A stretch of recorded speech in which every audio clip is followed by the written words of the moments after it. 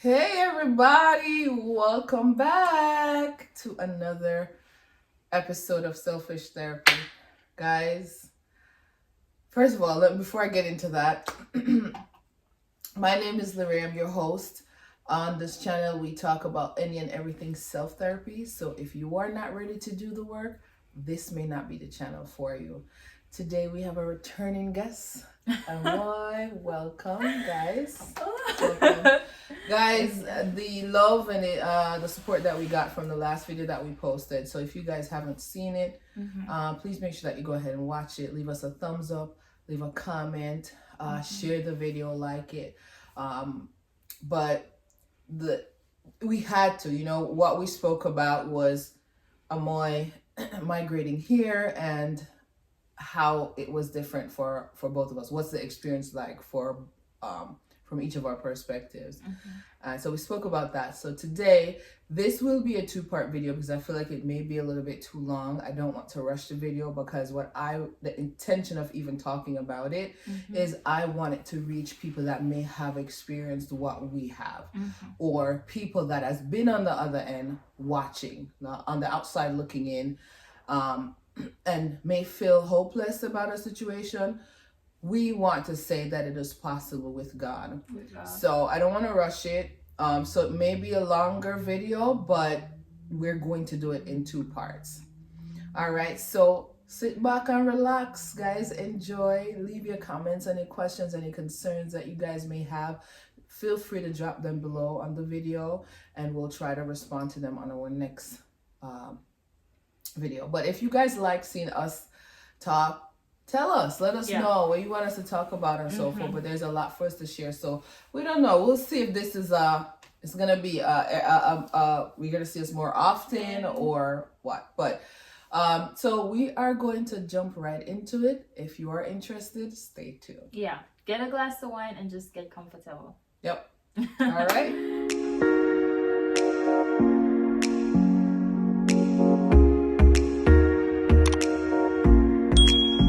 So guys, if you're still here, that means you're interested to hear what we're going to talk about. If you missed the intro, we're definitely going to be giving you some insight on our journey until this point. If you didn't see our last video, make sure you watch it. But we literally just spoke about the experience up until this point. And we're going to be sharing some more details for you guys. Grab your popcorn and let's take a drink to that.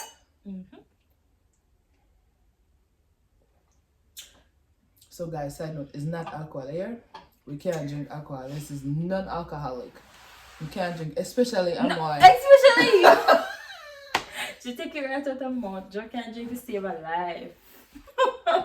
Anybody that knows me knows that's not shocking. I just don't, alcohol don't nice. Why would we drink it? I remember this time where we went on our sister date and the pasta literally jumped. There was one in our pasta, literally jumped her. You know how they make the pasta? I had some chicken Alfredo pasta that had some alcohol in it. Sometimes they put wine to make the sauce. And I went home. I was using the car key to open the room door. Well, the house door. The house door. That's how John. But I don't know. I was like, why was I like this? Didn't know until the next day I had some leftovers and I warmed it up. That's how I realized. But anyway, we're not talking about me, okay? Let me live. Don't touch alcohol. Me cannot manage them someday. I don't even know. I have a bar because obviously when I have guests, but the things them just did it like figurey right now. But anyways, so let's get into the video. So I think we left off where we told you guys that we met. She was already 15 years old when I met her. We kind of connected automatically, and since then I decided, I'm gonna take her and try to take care of her until I could get her here with me. So from your perspective, let's talk about what was that first experience like for you when we had that video call. Let's talk about that for you. And what you can remember. Yeah, what I can remember. But I know that it was very emotional. So I remember I wasn't home and I think my mother told me that you guys called. and I don't remember if she called you back or you guys called back or whatever. But I was on the phone and I remember meeting all of you. It was emotional. It was like 4 people that was on the phone. I don't remember who else. We had like a group call on WhatsApp. Yeah. But anyway, it was emotional. It was emotional, and right there and then I said, yeah, this is my way out. Yeah. Because I always, even though I love Hanover so much and I miss it, so back then, you know, it was new. But I always wanted to move. I always wanted change. That experience. You had that desire for change. Yeah, and the fact that you guys care, especially you and stuff, like that was a different side. It was emotional. Yeah.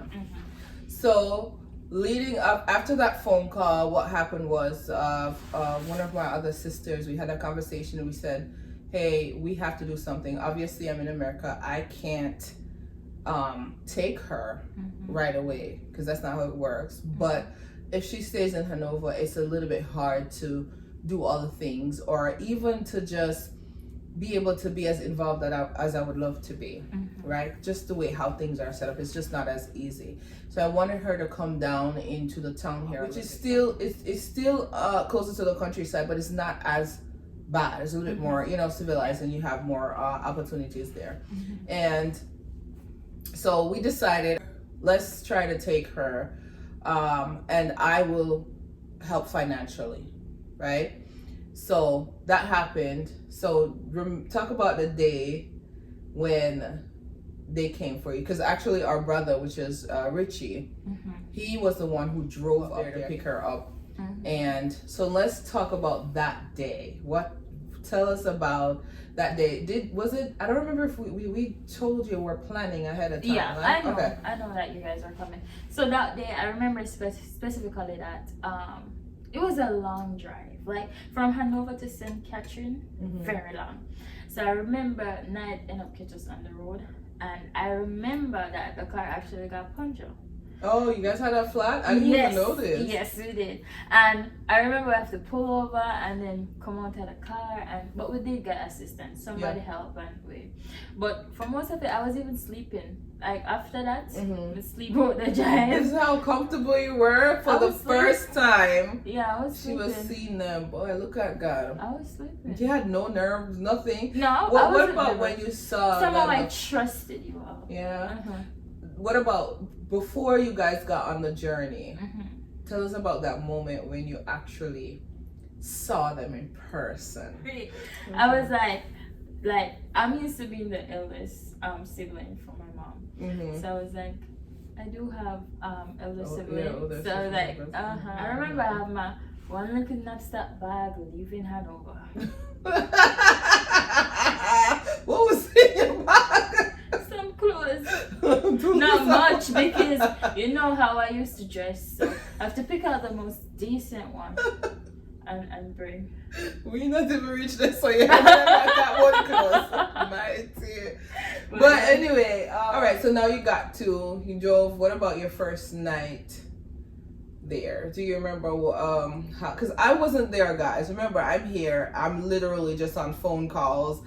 They'll call me and say, hey, they got her and all of that stuff. And I remember being very happy that, because it just felt like new beginning, right? It just felt like progress to what we were trying to do. So you remember that first night? No, not really. I don't really remember my first night, to be honest. No? Okay. No. That's fine. But anyway, so now that she's there, right? So we did all of that work together to get her into school. We got her into, because she had to redo or repeat a grade because she missed so much school. Was it 9 or 8th grade that you missed? I missed 10th grade. Oh, it was 10, but they when you started Bagwonki, you repeated grade 9. Yeah. Okay. Yeah, so she had to redo 9th grade. She was supposed to be going into 10th grade. And they had to put her back in 9th grade because there was just not enough for them to say, hey, you did your time in grade 9, let's move you on to grade 10. So that was a hassle because it was just getting the paperwork and everything to transfer from her old school and all of that stuff. Meanwhile, I'm here just trying to what can I do? I'm not here. So my other sister was taking care of those things and making sure she got into school. up until this point, everything was going good. Yeah? Okay, I just want to make sure I didn't miss anything. Yeah. All was going well or whatever. Now, I want to say this, guys.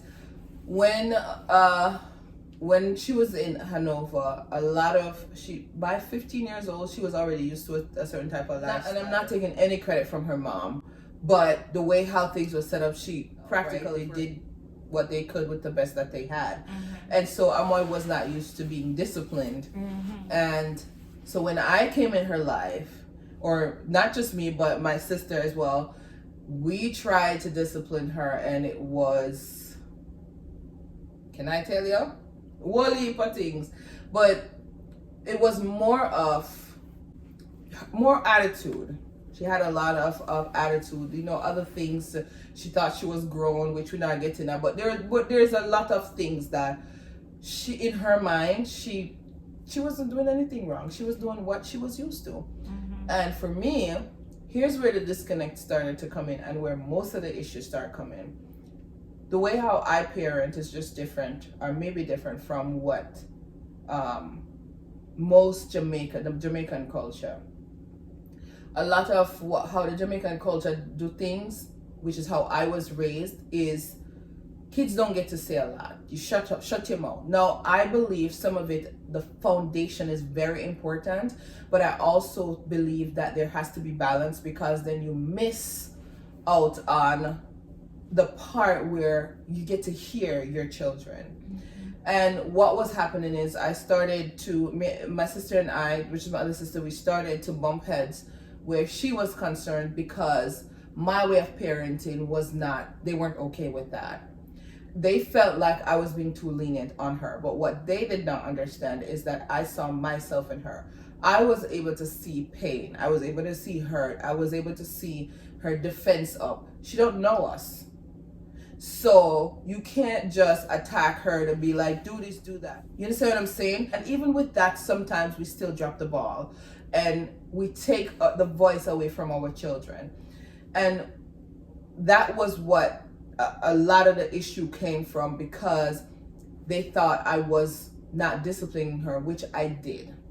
I just didn't do it in front of everybody. I just did not, I didn't feel like everything warranted for me to like cower down or you know what I mean? Because when she did stuff, I did it. And I would have conversations with them, because again, I believe that we have to be on the same page. But I think, and this is my opinion, maybe they have a different perspective of it. I don't know. I'm not here to defend that. I'm just saying the way that it happened, I believe the disconnect was because a lot of people wasn't able to see what I was doing on my end. And because of how I dealt with her, she grew a liking to me. She got closer to me because she felt the love in a different way. I was able to show her that. I made a comfortable space for her to talk to me, and I think that's when we started to develop it. She would share everything, even some things that you said to her, say, if me ever tell my mother that, when me young, right? But she was comfortable, and I was happy that she was, because what that did was help me to guide her in a different way, and she took heed into that. What are your thoughts on in that time and how I was, I guess, for lack of a better way of saying, parenting, and what was happening? What was your experience in that? Well, as you said, you do parent me, but they don't know. So to me, it's actually new because I'm not used to that. So of course, me go feel aware, but still, I respect you to that level. I'm actually look for you as a mother, sister mother, right? So I'll take your hidden like they don't know, but you actually discipline me, and because of that, I am who I am today. You helped me to grow into this woman and to be a better version of myself. So back then I used to feel like, oh, maybe it's too much, but still may I take it because it's the right thing, but it's because of what I'm used to. But now seeing the bigger picture at the end, I realize that is the best thing. And it always happened that way. Yeah.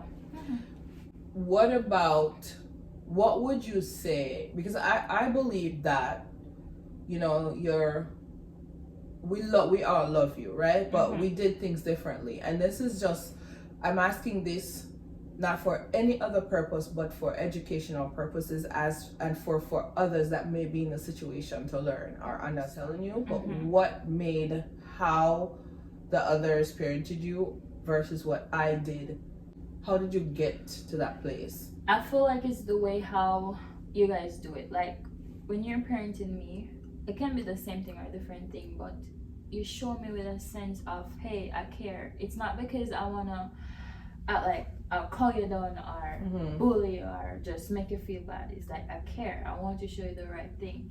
So you do it with a sense of care, while others just do it like it's supposed to that because you're pitney and me the big one and you need to learn and Yeah. But you do it, you show me say you're an adult, but Like you just teacher. do it from a different perspective and just do it how you portray it, like Okay. stuff. Yeah.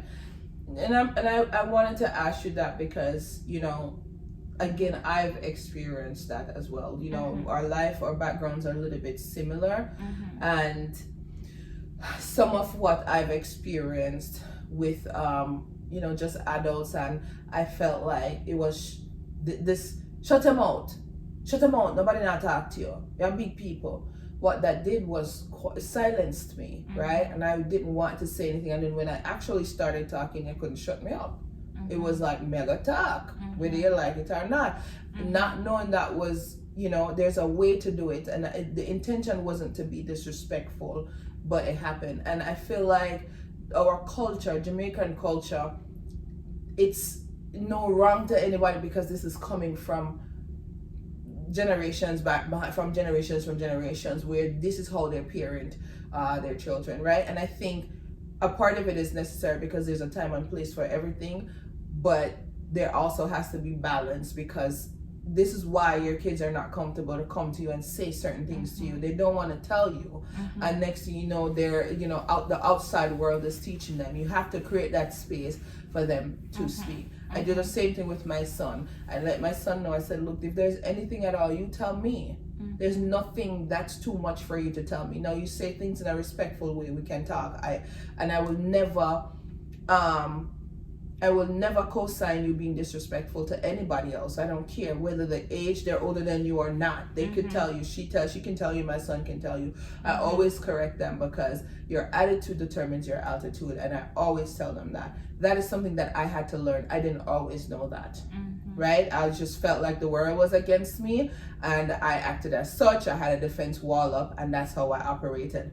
It wasn't until I decided to let go and start living is when I realized that I'm letting something that happened to me in my past hold me hostage, which I don't want to do anymore. And I started operating differently. And again, like I said, I'm not speaking on anybody's behalf. I'm not here to chop anybody down. I'm not here to take away the credit from anybody. This is solely for educational purposes and to help our community. And to share our journey. Somebody that may be walking on this journey could learn from this and find something out of it, right? Or even share something they have.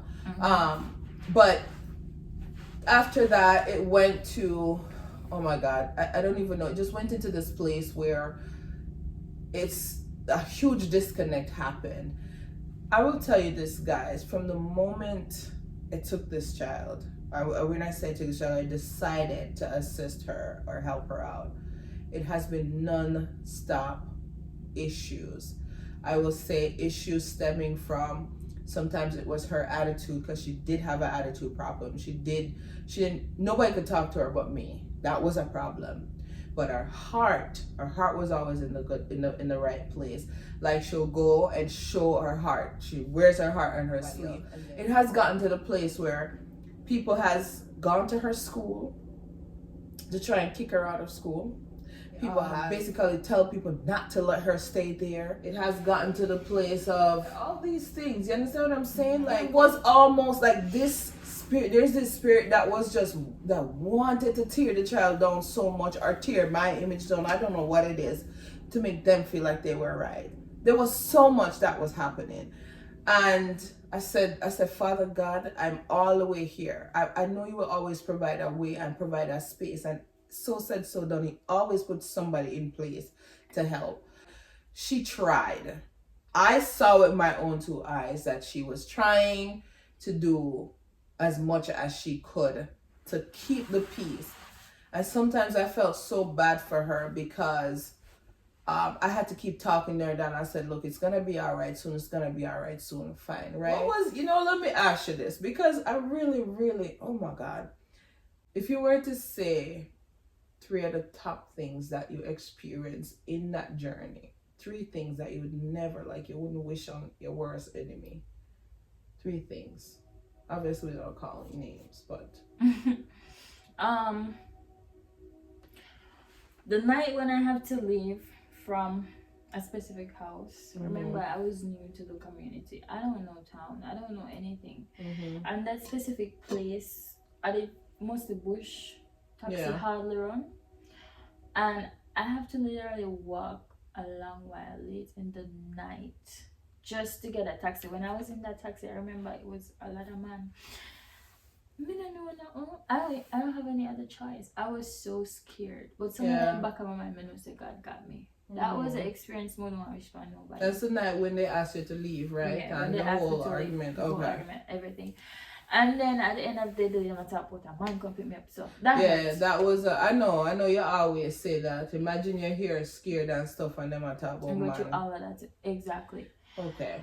So that was one of them. The other one was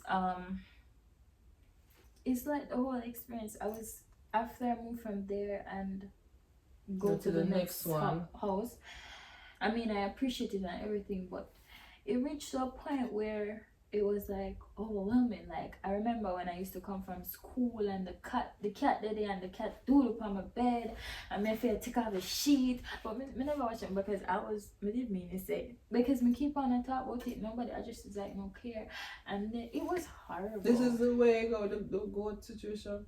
Yeah, the goat. Even like I'm at a house where I'm there and the person love animal, right? You love animal, I don't. You mix with animal like human. The goat is drinking out of the cup, and because I don't want to drink out of the same cup, you have a cuss and get upset. Like, that was an experience. Guys, Trust me, it's been a lot. It's been a lot. Guys, may I tell you, it's not a normal something. How can you expect somebody to not feel some way about that? Exactly. I don't get it. And then when I talk about these things, it becomes a point where it's like separation. From then, once we start talk, like, it's not even like cuss, but we just say, explain, like, this is happening, separation, get vexed, treat bad, and all of that. All those things. It was a lot. I don't know what it is, but it always starts off really good. And even in the beginning of that, she was so grateful because she was like, oh, God send me. And she was praying for somebody. I remember that. Exactly. And then it was good because I'm not just sit. I'm not a lazy child. I help her with a lot of stuff and do a lot of stuff. So she appreciated it. But I don't know. Let me tell you something when I learned with Amaya growing up. She's very similar to me until I change, where she'll start off with, because she's so grateful, she wants you to like her. She wants your validation. So she will do whatever. Like, oh, you need me to do this. She's not going to tell you no. But when something happens and her mood changes, she shuts down. And then that triggers the others, because then now, in a picture, you have a child staying in your house and then you're not operating how you used to operate. That's taken as disrespect, whether she's not doing the things that she's supposed to do or whatever. Because there are times where I had to rush her, right? Like little things, as she a teenager and a cup will be in the sink. I remember one time I got so mad at her because a cup will be in the sink and because she didn't use the sink, and just because of how the situation, the things is tense, she's like, she's not washing it. And I got mad at her. I said, what if everybody was supposed to treat you like that?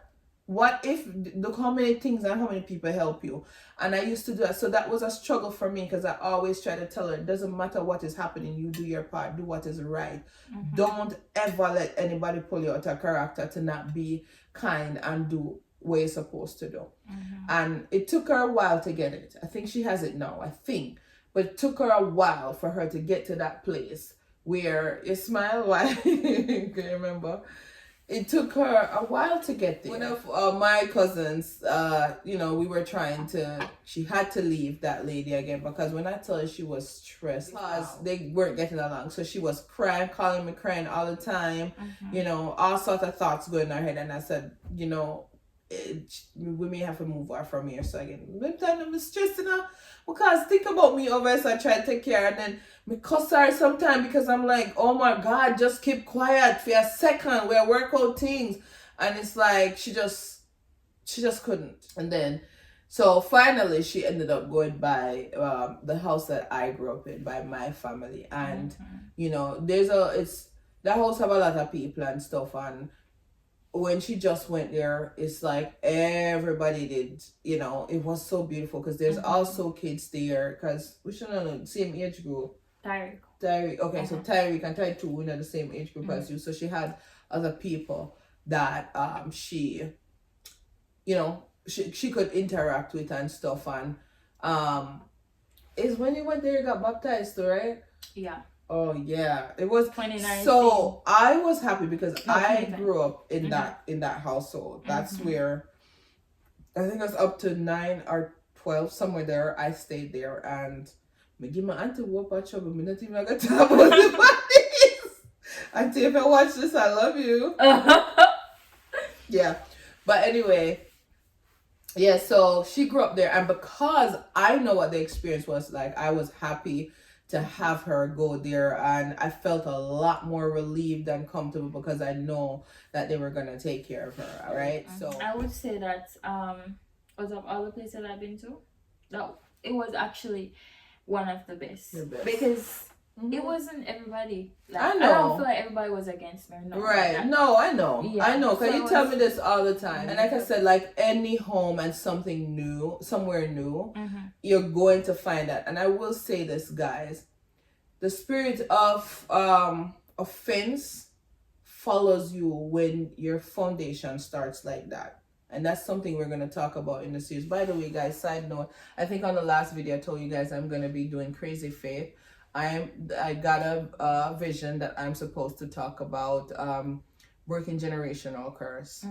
And I think that's what we're going to be talking about. Different parts. We're going to dissect it, the different parts of it, and what we have been doing to approach it so that it could be better. So stay tuned for that. But back to what we were saying, she said she was happy she went there, right? You remember you read the letter? Yeah. The first that's how I show my love, right? Yeah, she wrote a letter to everybody just saying thanks. It was so, everybody always say it's so emotional. Everybody them always talk about it, right? So it's so emotional because, and they could see the love, right? They could see that's really the gist of there. And she got baptized, I will say that. She got baptized and church. And she went to church and everything, and then I changed my school. She changed school and she started going to what was it? What do you call them school? Like not community college? What do you call them school? Heart. Like a heart? Okay. Yeah, I think it's like community college, but yeah. So she started doing that, but she did too advanced feed. Them tell her, said it's like the things that they were giving her. She was. Hey guys, can I tell you, this girl called me. You know how much time we talking about rain and you going to school? I so nasty. Because she said, why you not in school? Through the rain did not fall. Me I forget to go in the snow and cold. Where you mean? Go to school. Those are the little things. It was mostly her attitude, and when I tell you, ball for everything, like me, everything. She just all I saw was this big ball of emotion, like she just wants somebody to just come to me, my old girl. But I will say this, guys. By the way, before we get this up, so anyway, so she got baptized, and then she was on this good track, and things just start, and her mouth start get out of control, and she just start everything. And Then what happened, Amor? I'll let you tell them. Well, when time we break? When time we Yeah, the beginning, yeah. I don't think she remember some of the things that she said. Yeah, I don't remember some of the stuff. Let me tell them that part. I know that there was some disconnection, like me feel like say it too control, you feel like say me I get too outer bright. Yeah, outer bright. So there was a split, like I just say, alright, you're old enough, just go on. Yeah. She always had this thing, I will tell you, she always had this thing where she will say, me no want to stress you out, Joe. If I stress you out, I better just leave me alone. And she was hell bent on going back to Hanover. Oh my God. She wanted to, everything, she just wanted to go back to Hanover. She was hell bent on going back. And I was like, I didn't want her to go back to Hanover. I just didn't, I don't think it was safe for her. The things that happened there, I just didn't want her to do that. So we would butt heads over that a lot of the times. Another thing that she wanted to do was like, we used to communicate a lot. If she's going on the road, she would let somebody know that she's going. And I don't know what changed or when it changed. All of a sudden, she left gone on the road. Me don't know she gone on the day she turned 18, guys. What switch happened so? Like she was that's what it looked from my perspective. Know. Oh, that's what it looked like. You can't take it from me. Okay. But they know. They who? Like, if me I go for I have minutes somebody. No, I'm not saying they don't know. Me and you. Oh. You used to text me or something and said, Joe, may I go up on the road or whatever. And then you be like, oh, may I go to art, go print out this. Oh, may I go to so and nobody know you gone. And sometimes she not gone on the art here. I'm not art. Me never go art. Mall. Mall. Always mall. It's not always mall. It's always mall. No, they. Them tell them me never have no boyfriend yet. Look at no, for real. Wait. The guy? Yes. As since me dead here, me get to know him. And he wasn't even my boyfriend. Yeah, but there at the house. Yeah. Yeah, so then he wasn't even my boyfriend at that time. Well, whatever, your after. friend. Yeah, no matter. Whatever it is, they didn't like him. And him like you. Yeah.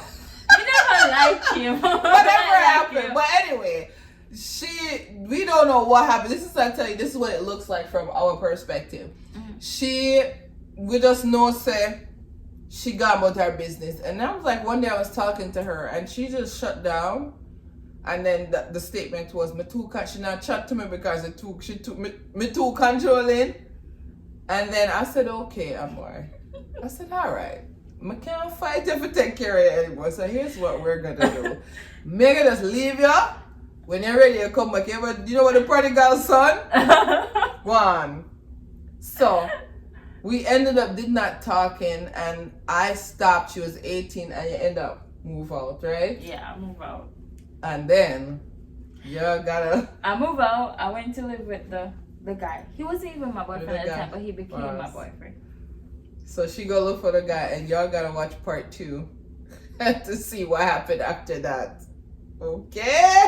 Okay. We are gonna close this out here. I hope that you guys enjoyed it. We're gonna give you part 2. We're gonna continue the story because we promised that we're gonna give you the info all the way up till this point. To this point. I do want to say again, I cannot thank the people enough that helped. Big up my cousin them, big up my sister, big up my brother, big up everybody, my auntie, my thank you, grandma, all I know, everybody that played a part. It may not have gone as smoothly as we wanted it to, but I could not have done it without you guys, right? And we're sharing this now because we want people to see that sometimes it's not a smooth road. You have to make the decision not to give up, right? And when people share them kindness and help, you know, make sure say she not go without food, make sure she not sleep out her road, all of those things. I wasn't there to do those things, so I did not do it alone. And I thank you guys so much, so much. I appreciate you guys for all the effort and help that you put into it. So big up on yourself. I don't know everyone. I don't know. I said I can't call everybody name because I don't want to forget nobody. But thank you guys. But until the next time, we're gonna leave you guys now. Don't forget to like, share, subscribe to my channel if you haven't already. Leave me a comment, guys. I love to hear what your thoughts are on this or what your experience, if you have any similar experiences. Just share that. And until we see you guys on the next time, we're gonna continue. Cheers. Get to hear what happened in my life after. Miss God no clear. All right, guys. Bye.